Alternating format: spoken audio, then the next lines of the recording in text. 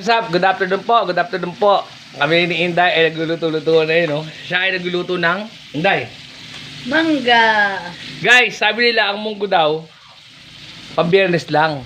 Bakit kaya? Di ba? O, pwede naman maging Sabado. Di ba? Napakabisa niyan guys, munggo, tsaka to. Iprito kong ganyan. Yan ang kapartner niya guys. Sarap niyan guys. Papunta ba kayo sa putot na ito? Tapos meron tayo ditong sawsawang mabisa. Yun, no? Mabisa nito guys. Oh? Dito sa bahay na to guys, di kami nawawalan ng pipino.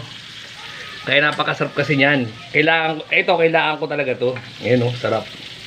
Pipino yung testingin mo, sa sample mo ng isang ganyan. Ayan, oh. Oh. Sinausaw pa nga. Sarap. Bisa guys. Oh, ito, oh. Sarap yan. Yan ang putot namin ngayon. Ang Day, no? Sarap. Day, daw muna pala, sabi nila. Hi, good morning. Good afternoon na. Good morning ka na naman, eh. Good afternoon na. Kakain na nga tayo, eh, no? Bakit nasa Oman ako? Nasa Oman. Oh, hindi ko. Kajakpat na naman tayo, guys. Pagka nagluluto siya, makakajakpat talaga tayo, eh, no?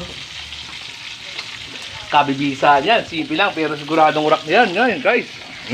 Wala ko nabiling pinya, di tagpinya ngayon guys, masarap yung pinya.